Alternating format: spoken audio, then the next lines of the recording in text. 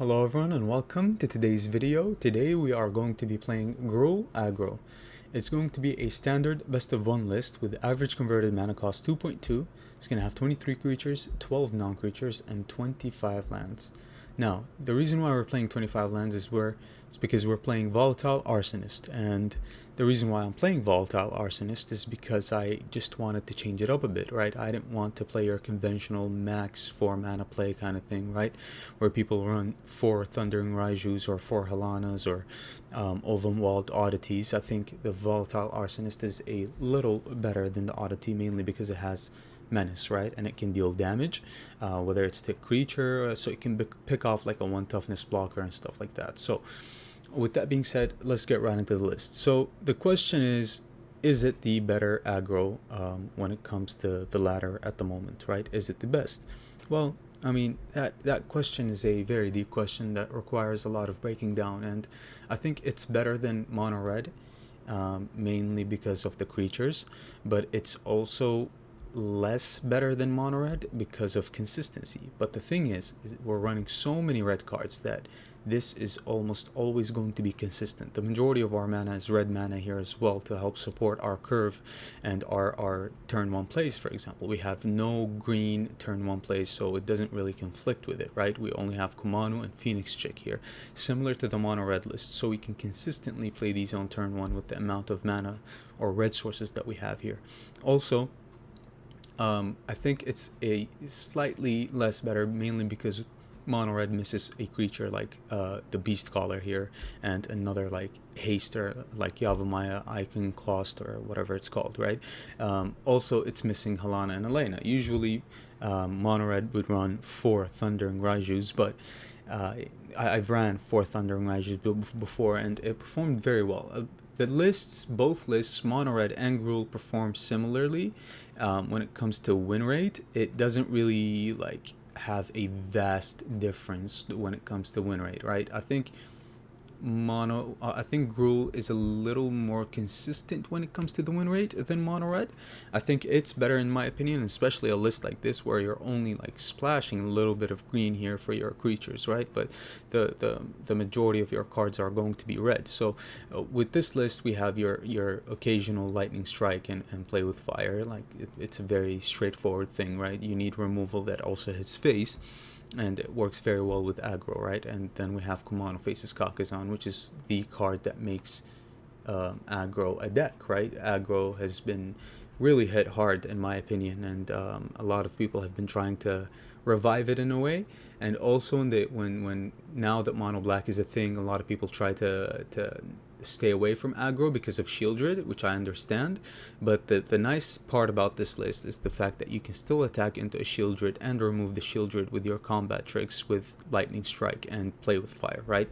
Yes, you're going to trade, but at the same time you're going to be removing Shieldred, and 9 times out of 10 you're going to have a wider board than the mono black player, because they do run Bankbuster, they do run other stuff like Liliana, right, where you are just running strictly creatures and you're trying to attack and win 100% of the time. So with that being said, you're going to have a wider board, so it's okay for you to trade with the Shieldred, right? That's how you get through the Shieldred. Don't get discouraged if you're playing against Shieldred. I will showcase that in the video.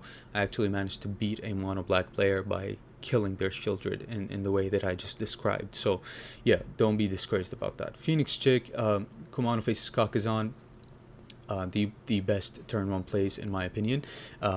Radha's Firebrand is an insane card when it comes to aggro. Honestly, the fact that you can even buff this through Thundering Raiju or through Kumano Faces Kakazan or with its domain effect, and you can target the Shieldred and have it not block, or target a lifelinker and have the lifelinker not block, is insane, right? That's how you win, right? That's why Radha is insane, and the fact that it's a 3 powered creature is pretty good. Now, if it's only a 3 powered creature, it's not going to be able to attack through an underdog, but with the sequence of having Kumano Faces Kakazan on 1 and then Radha's Firebrand on 2, you're almost always going to be able to attack into anything that your opponent has, even if it's an underdog, unless they have like like a shakedown heavy or something like that. But even then, you can easily remove the shakedown heavy by playing a combat trick, right? Beast Caller. Beast Caller usually has priority on turn two. When you're faced with a Rada in hand and a Beast Caller in hand, you usually want to play the Beast Caller on turn two if your opponent has no creatures on the board. If your opponent has creatures on the board and you're going to try to attack, you'd want to play Rada first, right? Because Rada on the following turn, you can now attack with Rada and your hasters, whether it's the Siavamaya creature or the Squee or Reckless Stormseeker or whatever it is. On your following turn, you're going to have to attack and you're going to have to get value off of Rada. But if your opponent has no creature on the battlefield, get this down, get this going, get this big, right? By playing this and playing creatures on top of it, it's really, really, really good. And the fact that it dies to like an Infernal Grasp is completely fine because it can distribute the +1 counters, which is insane, right? Its value lingers even after its death, so very good. This card has been decent. It has trample. It pairs well with Kumano Faces Kakizan. If you play the Kumano on turn 2, let's say, and you play the Yavamaya creature on turn 3 with the kicker, right? It comes down as a 5/4, so it's pretty good. Only 5/4 for that turn, and then it remains to be a 4/3, which is decent for 3 mana, right? It has haste and trample, so there's a lot you can do with that. Also, you can put +1 counters on it with Halana and Elena, Thundering Raiju, right? And it becomes even bigger with time, and the fact that it has trample means that you're going to reliably deal damage every time you attack with it. Reckless Stormseeker, very straightforward. Squee, I'm not so sure about Squee.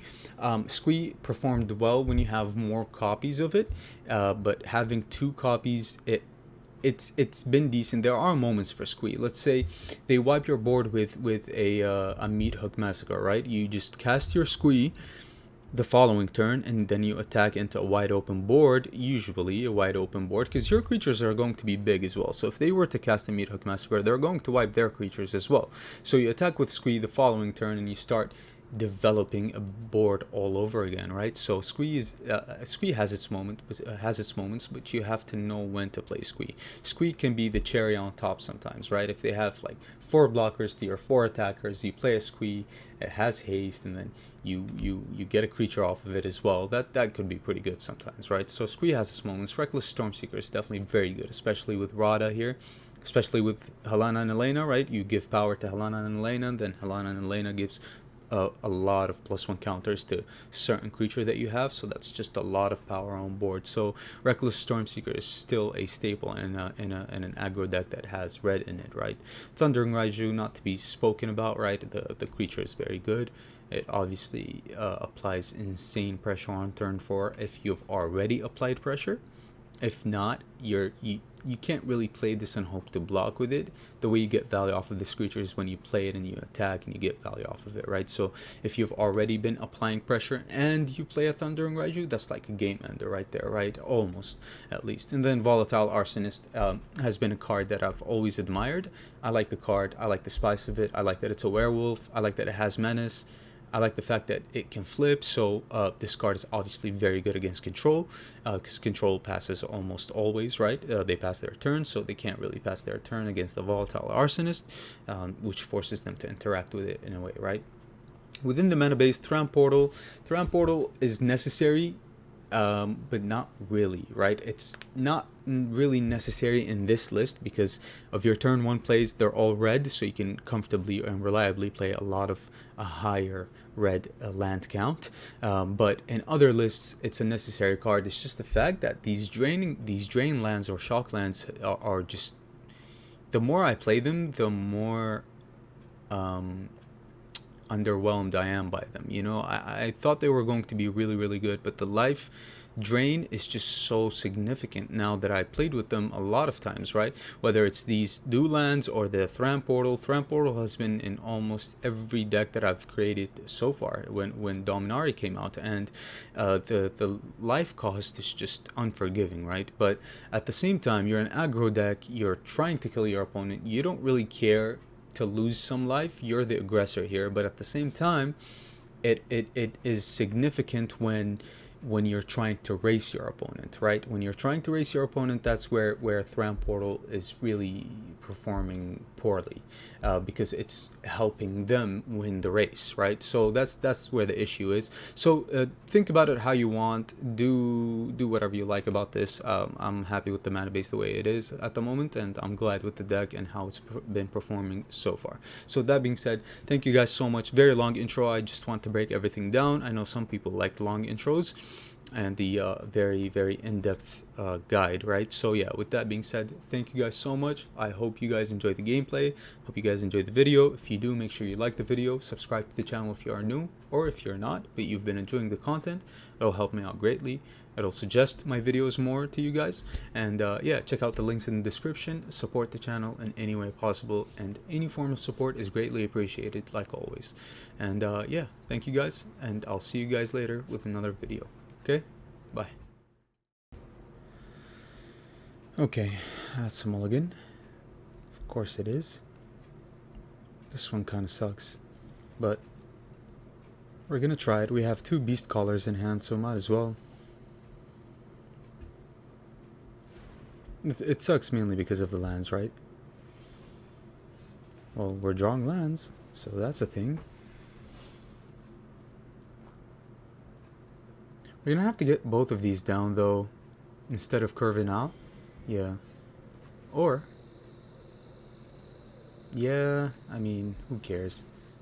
Let's start getting these down so that we can get a lot of value off of them once they get removed. Even growing them is just a very much bigger upside for us. Wedding announcement. A little slow, but it's okay. Alright, let's get these Storm Seekers down.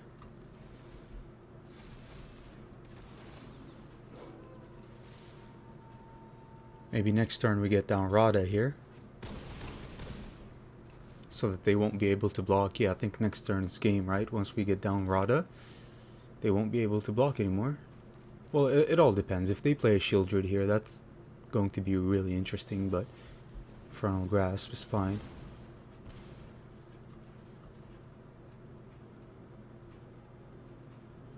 Wait, what?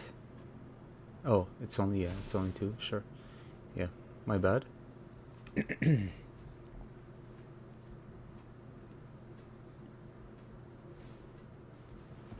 Rite of Oblivion, sure. Okay.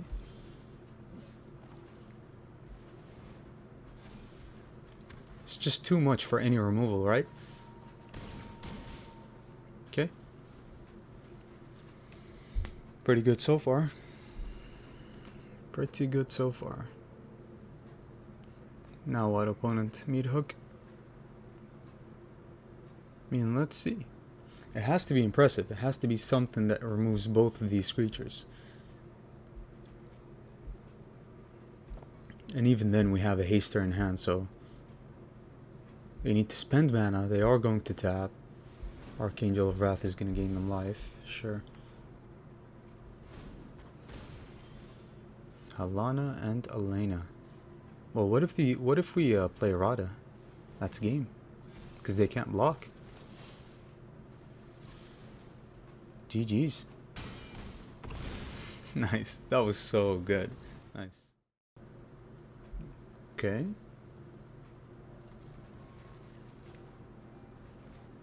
We're gonna play this tapped. No turn 1 play. Very unfortunate, but we need to get this down. Playing against aggro, so the shock lands are not really that good for us here. Get the Beast Caller down. Yeah, they're gonna remove it. That's fine by us. Sure. Get the Storm Seeker down. And now we're racing. We're off to the races. That's for sure. Rada. And the Phoenix Chick, sure. Alright.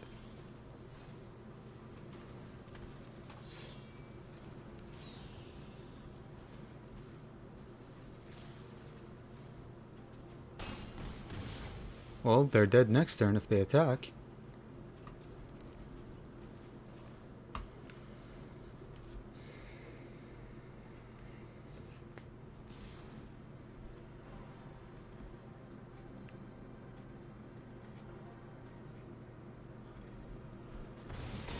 This better be good. This better be good. Alright. Thundering Raiju it is.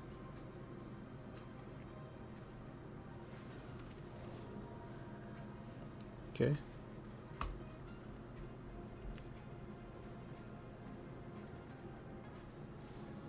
They removed the chick, sure. And now what?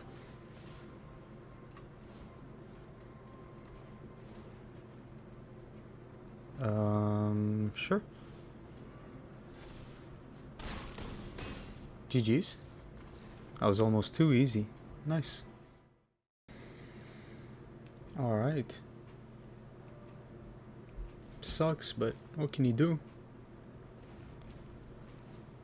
How come we were not opening with a single 2-mana play? We have so many. How is this even a thing? Oh, come on. Lame. Lame. Fading Hope?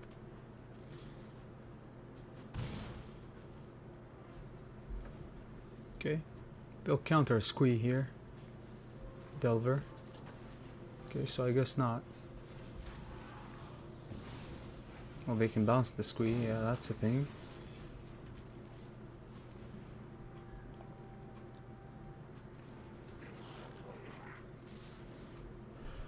They're not, so I wonder what that is. A March? Okay, GG's. Nice. Okay. Well, turn 2, turn 3, turn 4, and a removal piece here, so that's pretty good. Got good lands as well. Can play this on turn 1 easily to hold up play with fire. And play the Beast Caller on 2. Okay. Round 7. Haven't seen that Planeswalker in quite a while. Pretty much just died off, right? With Ronus's Vortex around. We have Rada, but the priority goes to Beast Caller, of course. Well, it depends. If they're a creature deck, then we'd want to play the Rada first, right? But so far, nothing. I think they're going to be running a lot of removal here.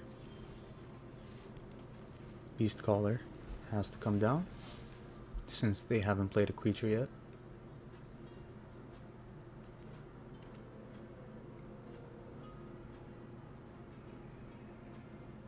Fable. Peacekeeper. That's about the best creature they could have played against us. Yeah. You can see our curve though, which is pretty good. Squee. That's really what you picked? Okay.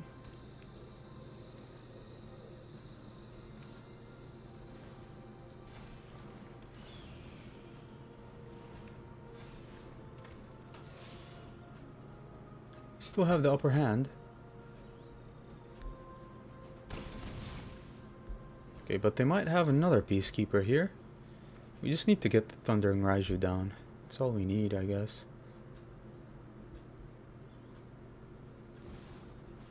Shieldred, of course. Why wouldn't they?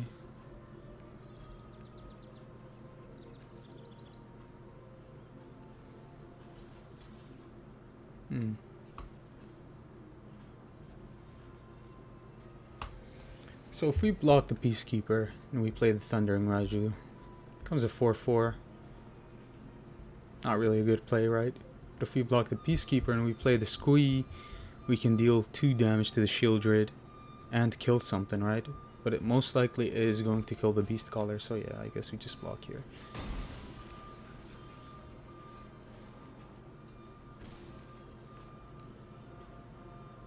Since Squee is very underpowered here, let's play this. Let's keep the aggression.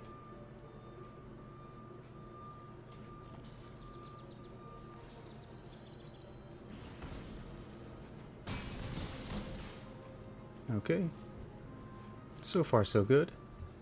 We still have the Raiju. Our board is relatively clear. I take the Beast Caller.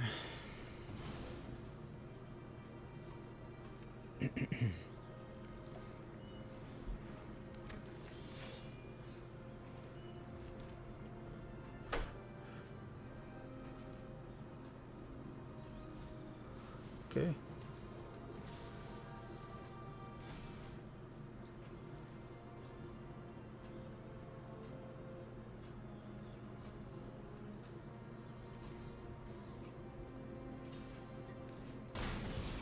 Nice. Alright, they're down to 9. If they have a removal for the Raiju, which they do, yeah, that's pretty unfortunate. There's nothing we can do about that, unfortunately. And another underdog, I bet. Volatile Arsonist. Let's lead with the Squee, just in case they have removal here. They don't. Alright, well, leading with the Squee is better anyway, because it goes way wider, right? It might be a meat hook. Yeah. It is a meat hook.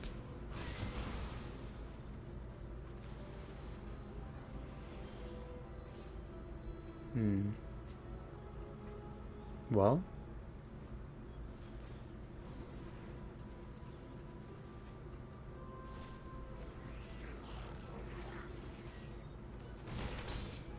We're gonna play this as a white source here for the Rada, just in case we draw a Rada here. Fable of the Mirror Breaker is fine.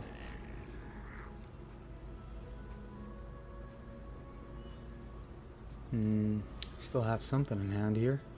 Very scary. I don't think we go for the Volatile Arsonist just yet. Let's just draw whatever they have in hand. Finish it off with the Arsonist. Maybe it's the wrong sequencing, but yeah, they did have removal. I was right.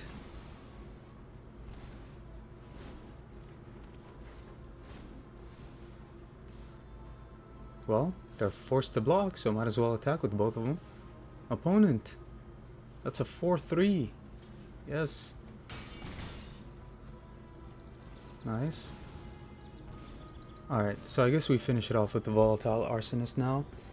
Even if they resolve a Shieldred.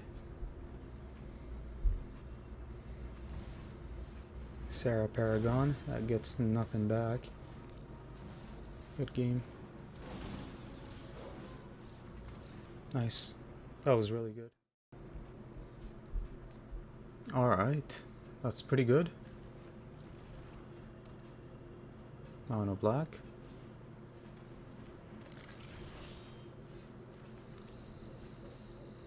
Okay. Sucks not having a turn 1 play like mono black. Really does. Of course they have things on curve here. And the cut down most likely. Yeah. Maybe just the evolved sleeper effect.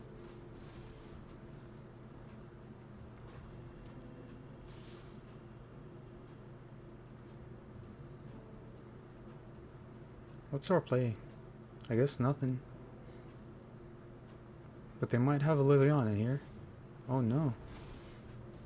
Okay.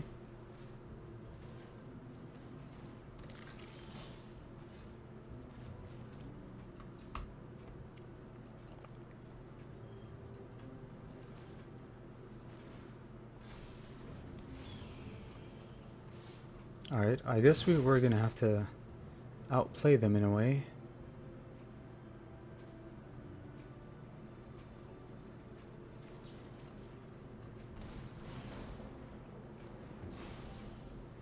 Okay, now that the Beast Caller is bigger than their skeletons.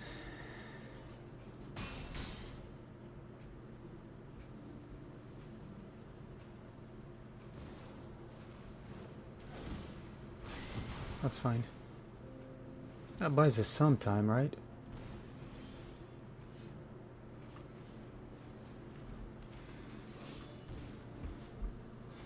We do the sequencing again. They might have an Invoke Despair, so we're gonna have to close this out pretty quickly. Unlicensed Hearse. Okay. Sure.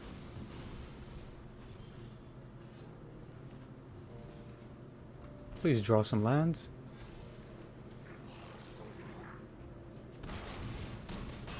They're down to 12. That's promising. Please draw me a land. That's all I want. I'm running 25 for a very specific reason. Yeah, they're desperate now. They do get to draw 2 cards, which is pretty good for them. Yeah, they might have drawn something decent here. But if it's a Liliana, that's GG's. And that's how you beat mono black. You have to be smart about it. Alright. That's a mulligan for me. That hand was awful. Man, these arsonists, hello? It's 2 copies, bro. You gotta be kidding me. How is this even a thing?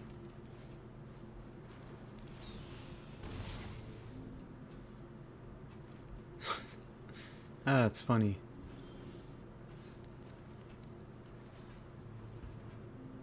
Okay. I obviously have a fading hope. Or something. Maybe a march.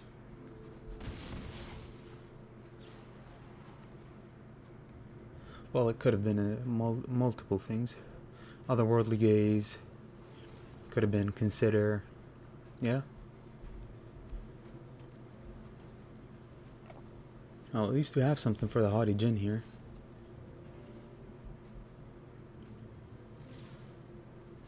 But it's very unfortunate that we're not drawing any creatures here.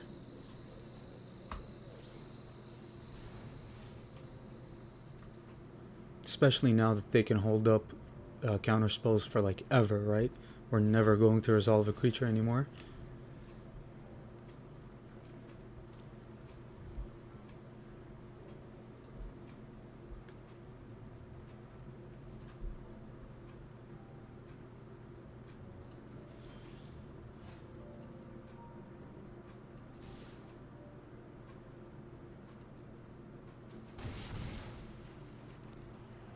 Okay. I want them to resolve something or to play something at least. They only have 1 creature in my in. Oh, nice. Okay, that's a 1/4.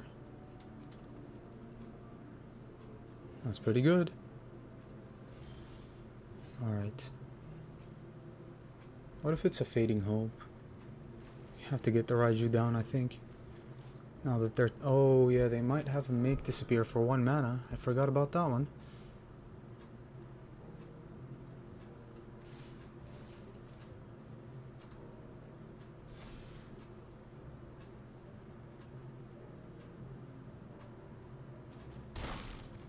Okay. That's pretty good. I mean, that has to be really good. Alright. 5 mana. Let's see what happens. Okay, so they have that terror creature in hand, right? They need to resolve it. That's a 4/4.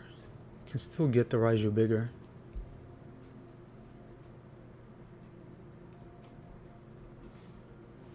Yeah. Okay.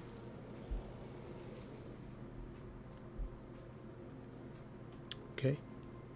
They can block now.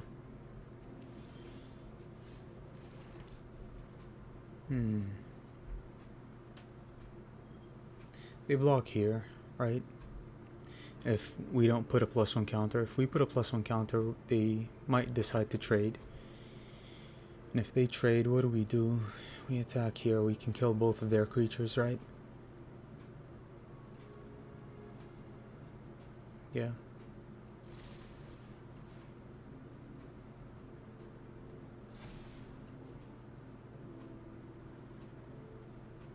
They're gonna have to block one way or the other.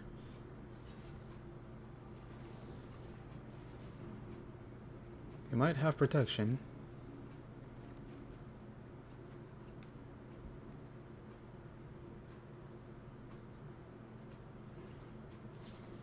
They do have protection. Okay. What are you running the protection for? How does that make sense?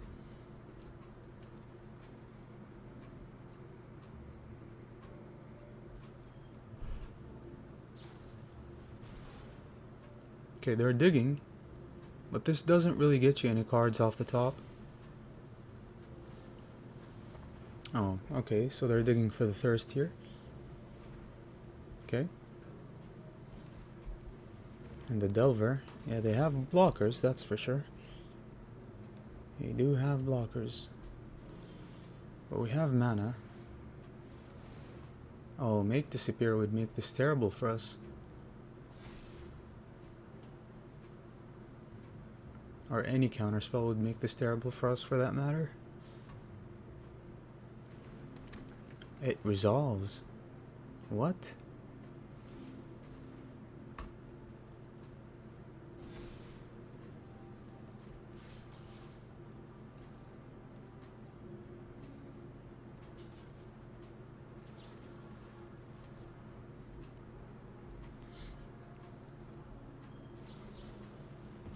It's a spell pierce, okay. Not very ideal here.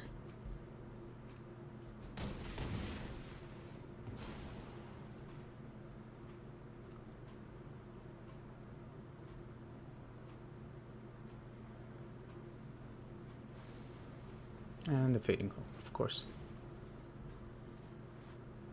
So are they ever going to attack? I mean, how do they win? Another Haughty Djinn, sure. Really very, very comfortable here.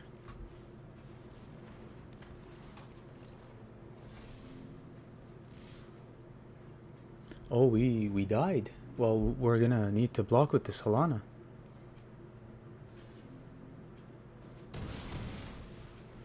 Okay. They actually managed to flip it? That's insane. Alright, so they need to mill 2 instants and sorceries to win.